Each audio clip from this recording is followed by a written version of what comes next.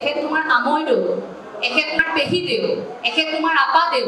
সেৱা এটা কৰাচোন নমস্কাৰ দিয়া কিন্তু এই বুলি কোৱাৰ সলনি এই বাক্যটোলৈ পৰিৱৰ্তন হৈ গৈছে যে আংকল আহিছে আন্টি আহিছে আংকলক হাই কোৱা আন্টিক হাই কোৱাচোন থ্যাংক ইউ কোৱা আপোনাক অশেষ ধন্যবাদ এই বাক্যটোৰ সলনি থ্যাংক ইউ সো মাচ এই কথাষাৰতে সীমাবদ্ধ হৈ গৈছে এই কথাবোৰ আমাক কোনে বুজাব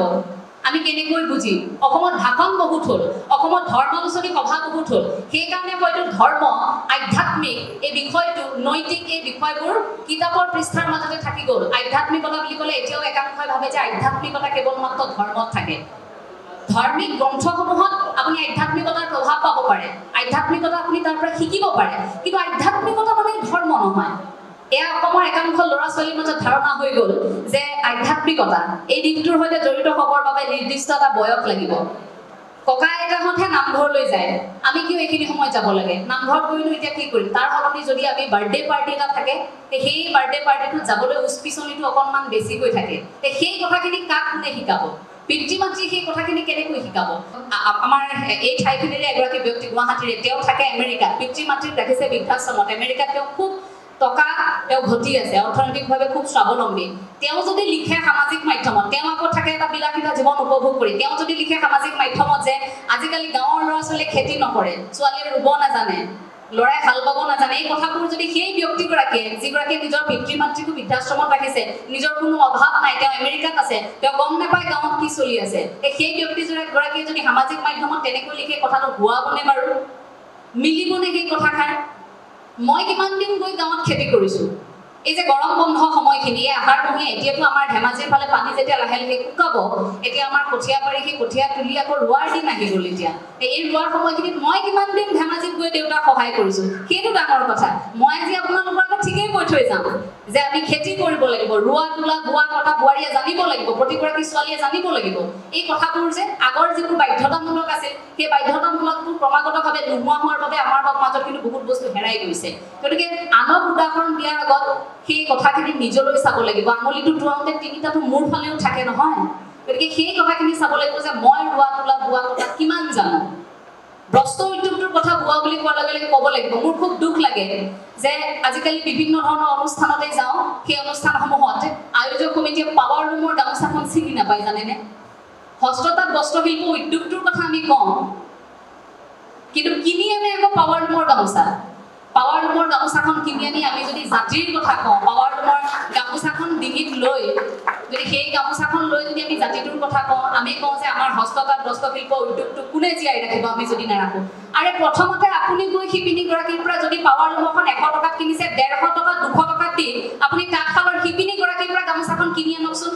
50 টকা তেওঁ বেছিকৈ পাওক তেওঁতো আপোনাৰ বৰমা তেওঁতো আপোনাৰ খুৰী তেওঁতো আপোনাৰ বাইদেউ অৰ্থনৈতিকভাৱে শালৰ শিপিনীগৰাকীও স্বাৱলম্বী হওক এই বোৱাৰী বা আজিকালি ছোৱালীয়ে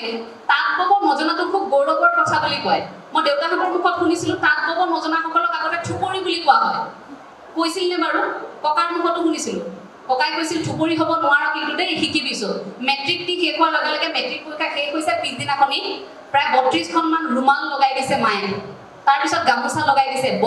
গুটি ফুলৰ গামোচা বব লাগিব ঘৰলৈ অহা প্ৰতিগৰাকী মানুহক তই নিজে বোৱা গামোচা দিব লাগিব সেইদিনা গামোচা তই যেতিয়া শালত গামোচা কাটি উলিয়াইছিলোঁ তাৰ পাছত মানে বুকুখনত হাত থৈ কৈছিলোঁ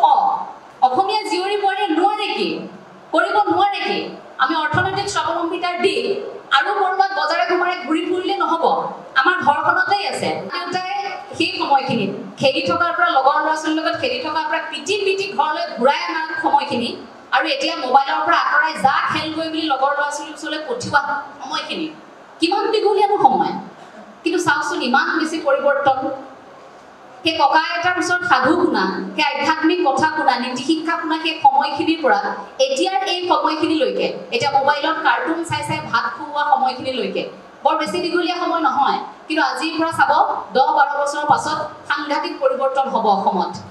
এই যে আমি হেৰুৱাইছো কিবা এটা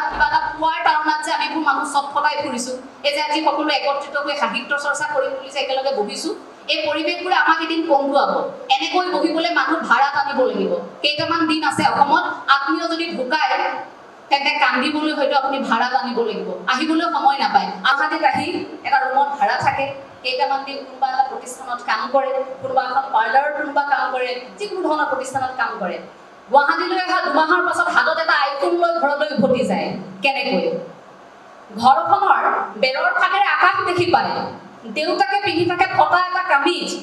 মাকে চাদৰৰ আচল মচি মচি এতিয়াও কাৰোবাৰ ঘৰত কাম কৰিবলৈ যায় আৰু সেই ছোৱালীজনীয়ে 30,000 টকাৰ ব্ৰেণ্ডেড জোতাযোৰ ক'ৰ পৰা কিনে সেই ছোৱালীজনীয়ে সেই ইমান দামী 1.5 লাখ টকাৰ মোবাইলটো হাতত কেনেকৈ লয় কিন্তু পিতৃ মাতৃও কথাবোৰ সুধিব লাগে আত্মীয় কথাবোৰ সুধিব লাগে ঘৰলৈ উভতি যোৱাৰ পাছত সেই ল'ৰা ছোৱালীক সুধিব লাগে যে তুমিতো চাকৰিৰ দৰমহা পোৱা 15,000 টকা বা 10,000 টকা তুমি গুৱাহাটীত চলি আছা কিন্তু তুমি ইমান দামী মোবাইলটো ইমান দামী কাপোৰযোৰ ইমান টকা তুমি কেনেকৈ পাইছা তুমি ক'ত পাইছা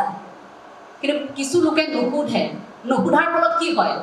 প্ৰায় 6 মাহ মানৰ পিছত গুৱাহাটীত আহি কান্দি কান্দি সেইসকলে সাংবাদিকৰ সন্মুখত কান্দি কান্দি কয় যে মোৰ ছোৱালীজনী সেই ল'ৰাটোৱে মাৰি পেলালে মোৰ ছোৱালীজনী কমুকে মাৰি পেলালে মোৰ ছোৱালীজনীৰ মৃতদেহ ওলাইছে মোৰ ছোৱালীজনী আত্মহত্যা কৰিব নোৱাৰে মোৰ ছোৱালীজনীক পৰিকল্পিত হত্যাকাণ্ড কিন্তু তাৰ পাছতো কান্দি কান্দি ছোৱালীজনীক উভতাই আনিব পাৰিব নেকি